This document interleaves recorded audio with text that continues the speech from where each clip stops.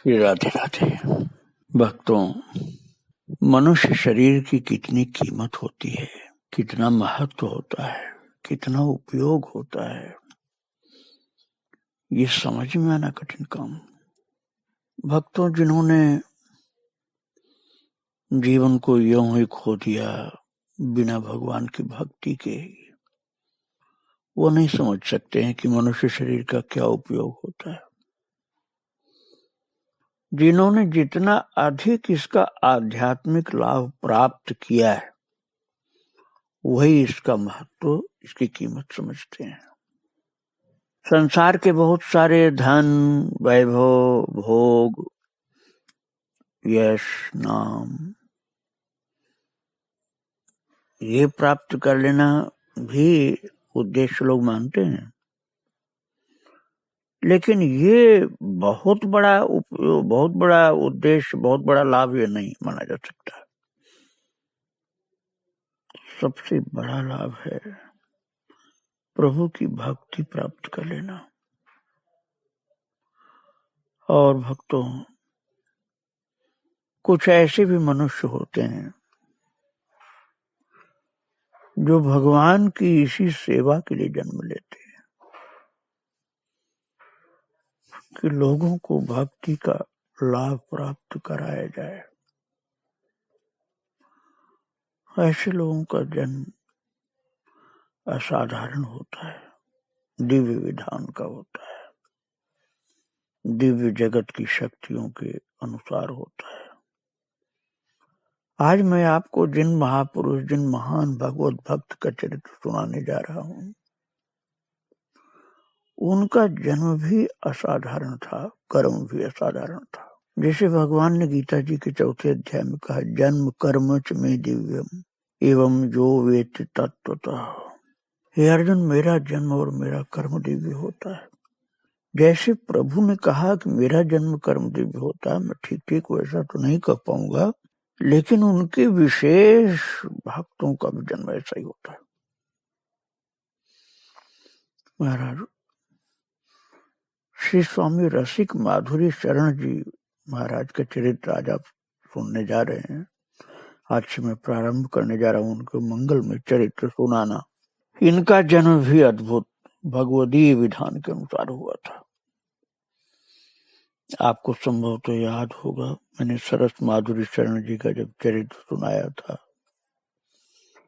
तो मैंने बतलाया था कि इनकी दूसरी पत्नी के साथ जो विवाह हुआ सरस माधुरी शरण जी का, वो इच्छा न होने पर गुरु आज्ञा से हुआ था, और तब इनका जन्म हुआ था रसिक माधुरी शरण जी का। दिव्य पुरुषों का जन्म दिव्य जगत की शक्तियों के विशेष विधान के अनुसार उनके किसी दिव्य उद्देश्य की पूर्ति के लिए हुआ करता है। श्री रसिक माधुरी शरण जी का जन्म ऐसे ही एक दिव्य विधान के अनुसार दिव्य पुरुष महाभागवत श्री सरस माधुरी शरण जी के पुत्र के रूप में जयपुर के सरस निकुंज के दिव्य वातावरण में आनंदी देवी की कोख से महाराज संवत 1955 संवत पौष कृष्ण प्रतिपदा को हुआ। उनके जन्म के लिए श्री सरस माधुरी शरण जी को अपनी प्रथम पत्नी के देहावसान के पश्चात इच्छा न होते हुए भी गुरुदेव श्री बलदेव दास जी महाराज के आदेश से आनंदी देवी से दूसरा विवाह करना पड़ा था। ऐसा ग्रंथ में वर्णन है भक्तों। ऐसा लिखा हुआ है, तब आज्ञा सतगुरु ने दीनी, ब्याहो बहु तुरंत नवीनी। जब देखी कुछ आना कानी, तब गुरु श्री मुख बोले बानी। जीवेगी 5 ही बरस, मन में करो न ग्लान। 2 सुत उससे होंगे, यह कहना लो मान। पहला अल्प ही आयु में जावे धाम सिधाए, और दूजो पावन करेगो तरन कहा है। तो गुरुदेव ने कह दिया था कि बेटा तुम केवल 5 साल के लिए विवाह करना है तुम्हें, उसके बाद तो वो रहेगी नहीं, 2 बच्चे जन्म देगी, एक तो समाप्त हो जाएगा बहुत जल्दी, छोटा रहेगा तभी, और दूसरा जगत के कल्याण के लिए, सबके उद्धार के लिए जन्म लेगा। ये गुरुदेव ने पहले ही बता दिया था, सरस प्रताप ग्रंथ में लिखा हुआ। तो उसके जन्म के उद्देश्य से भी गुरुदेव ने उसे तारन तरन कह करके संकेत कर दिया कि जो दूसरा बालक नहीं मरेगा, जीवित रहेगा, वो तारन तरन होगा, खुद तरने वाला ही नहीं, दूसरों को तारने वाला भी होगा। उसे सरस माधुरी शरण जी के तिरोधान के पश्चात सरस परिवार के सदस्यों के तारन तरन रूप में उन्हें संसार सागर से पार करके उनके अभीष्ट स्थान को ले जाना था। उसे संसार में रहते हुए संसार से अलग रहकर साधन भजन करते हुए सहज ही भवसागर से पार हो जाने का आदर्श उपस्थित करना था। संभवतः श्री ललिताबाई जी जैसी एक पुत्री को जन्म देकर उसके द्वारा जन्म से ही एकनिष्ठ भजन में लग पड़ने और तीर की तरह छूटकर अति अल्प समय में ही अभीष्ट को प्राप्त करने का आदर्श उपस्थित करना भी जन्म का एक उद्देश्य था। श्री रसिक माधुरी शरण जी, जो कि महाराज जी के सरस माधुरी जी के बेटे हुए, दूसरी पत्नी के, जिनकी आप चरितावली सुन रहे हैं, इनकी माँ आनंदी देवी का धाम गमन हो गया जब वे साल भर के भी नहीं हुए थे। अब आप सोचो, आप कहोगे वैसा बच्चा तो अभागा कहा जाएगा, पर इतने बड़े भाग्यशाली थे कि उनका वर्णन नहीं किया जा सकता है। हाँ, सांसारिक दृष्टि से आप कह सकते हैं अभागे, लेकिन महाराज भगवान की भक्ति की दृष्टि से बहुत भाग्यशाली थे। इतने बड़े महान भागवत भक्त सरस माधुरी जी जैसे पिता प्राप्त हुए थे उनको, ऐसे पिता के पुत्र थे। हाँ, माँ का जब शरीर छूटा है तो वो साल भर के भी नहीं हो पाए थे। उनके प्रति माँ का कर्तव्य भी सरस माधुरी शरण जी को निभाना पड़ा। अब आप सोचिए, इतने महान पिता थे और उनको जैसे माँ अपने बच्चे को पाले, ऐसे बच्चे को पालना पड़ा। वे प्यार में उन्हें राधे कहकर पुकारा करती, इसलिए उनका नाम राधे श्याम पड़ गया। पर सरस माधुरी शरण जी ने अल्पावस्था में ही उन्हें दीक्षा देकर नाम रख दिया रसिक माधुरी शरण।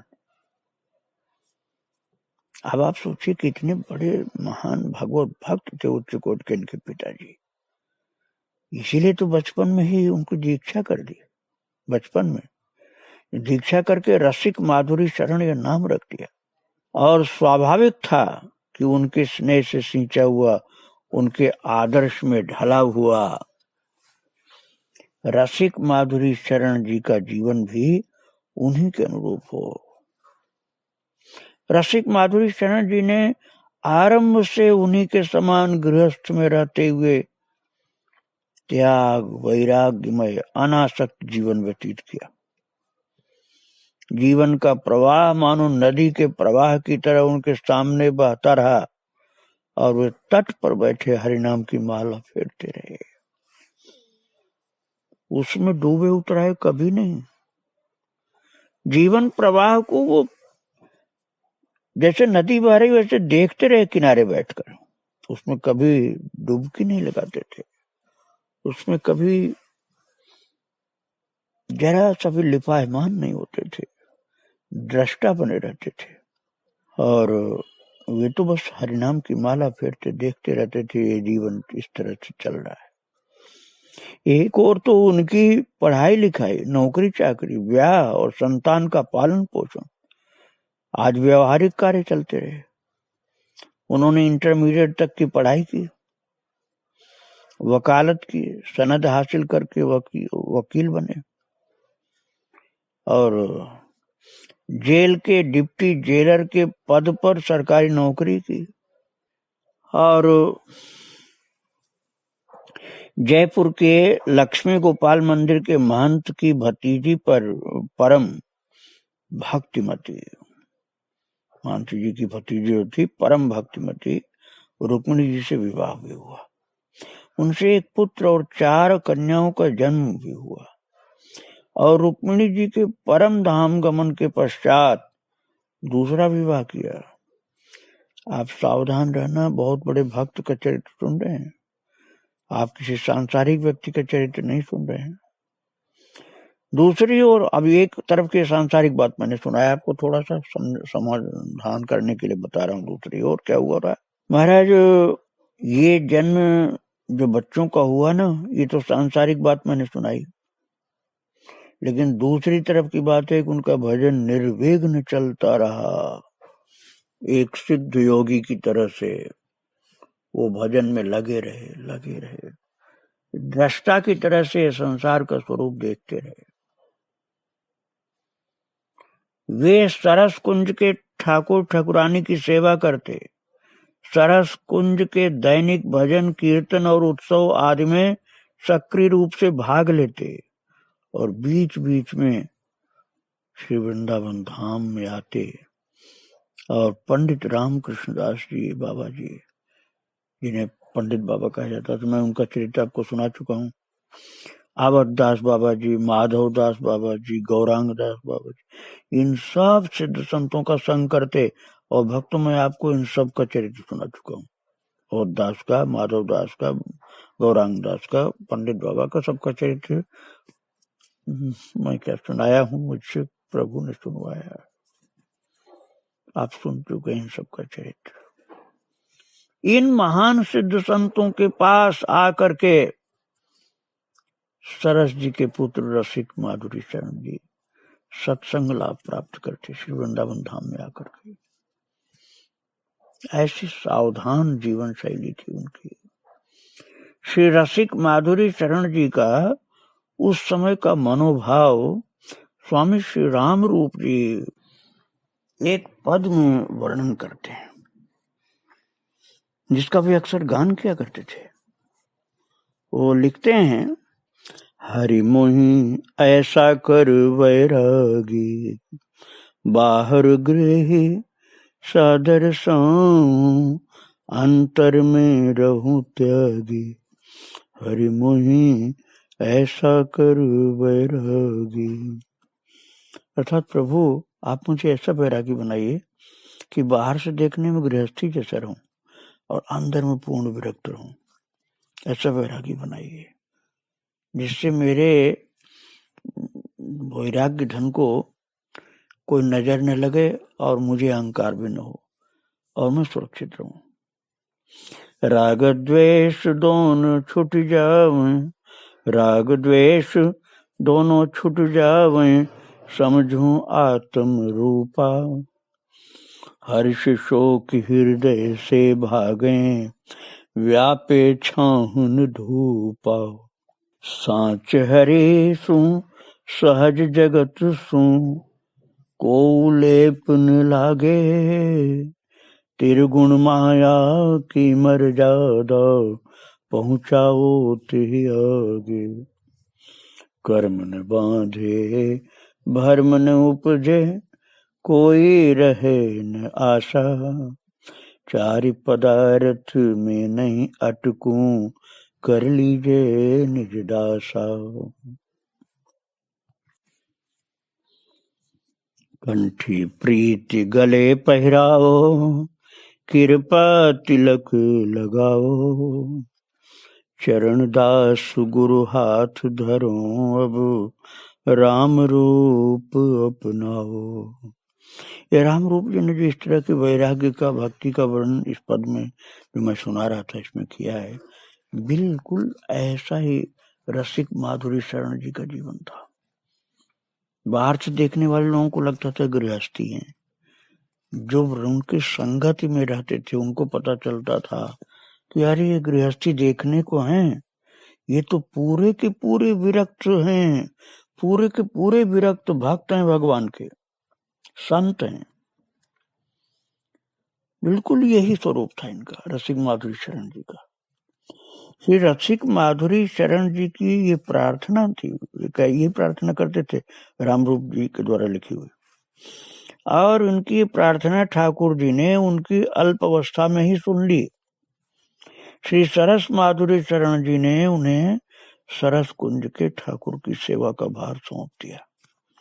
जब वे 12 वर्ष के ही थे, तभी रसिक माधुरी शरण कुल 12 वर्ष के थे, तभी गुरुदेव जो उनके पूज्य पिता श्री थे, उन्होंने ये सेवा भगवान की ठाकुर की सेवा उनको सौंप दी। ठाकुर जी की सेवा, कि मंदिर की सेवा तुम देखो बेटा। सहचरी रूप से राधा कृष्ण की मानसी सेवा का रहस्य भी अपने ही पद के अनुसार उन्हें समझा दिया।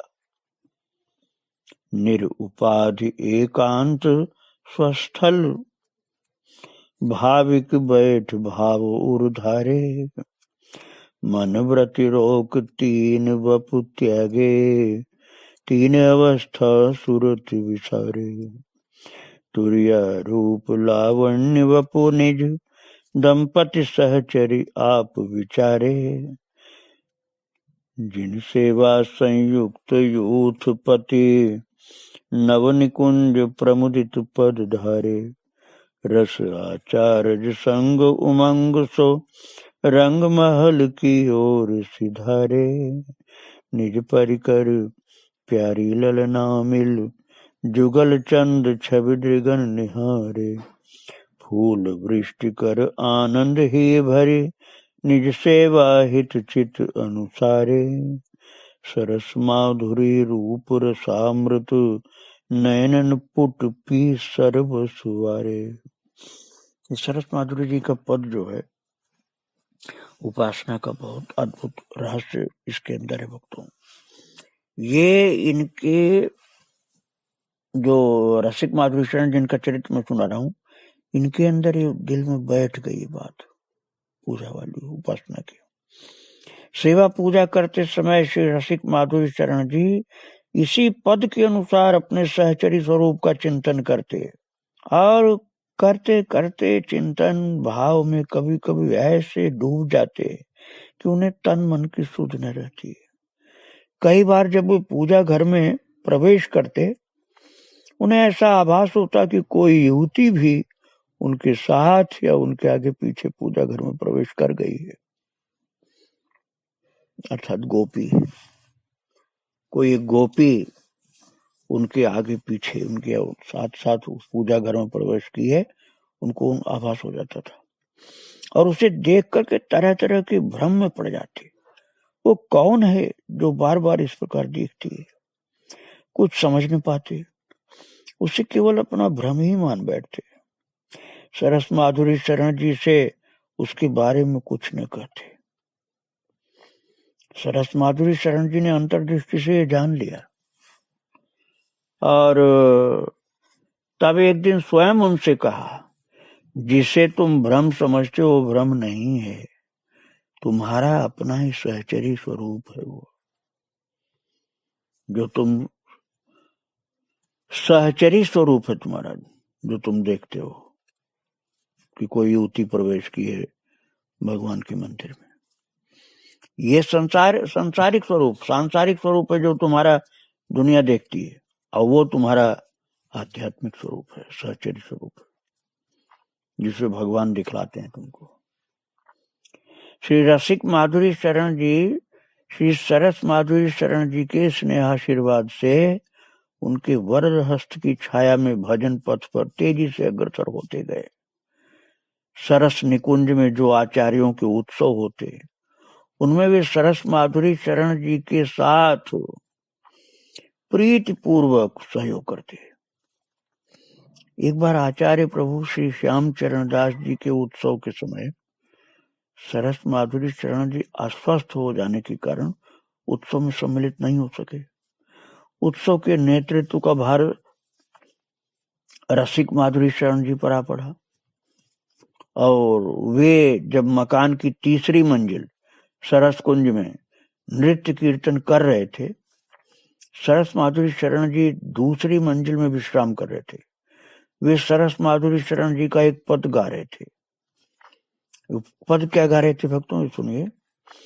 श्याम चरण दास प्रभु प्यारे, हमारे तुम चरणन को ध्यान, आस और विश्वास आपको ये निश्चय प्रण ठाना, तुम ही साचे सजन स्नेही, वारूं तुम पर प्राणा, सुनो मो बिनती दया निधाना, तुम्हें सर्वस धन मैंने जाना, तुमको तज कर और जगत गुरु भूलन मैंने माना, करो सनाथ अनाथ जान के अपने निकट रखाना, अंत कहूँ मत भटकाना हो, नहीं कोई नहीं कहीं मोह को ठौर ठिकाना, श्याम चरण दास प्रभु प्यारे, हमारे तुम चरणन को ध्याना। बहुत प्रेम से गा रहे थे महाराज, भावाविष्ट होकर लगातार 3 घंटे तक यही पद गाते रहे। अपूर्व भाव तरंग उमड़ उमड़ कर समाज को अभिषिक्त करती रही, और नीचे विश्राम कर रहे श्री सरस माधुरी शरण जी तक को अपने अंक में समेट करके ऊपर ले आई वो भाव तरंग। उन्होंने आकर के भाव विह्वल अवस्था में रसिक माधुरी शरण जी को हृदय से लगा लिया और कहा, आज मैं धन्य हुआ, सरस कुंज के संबंध में मेरी चिंता खत्म हो गई।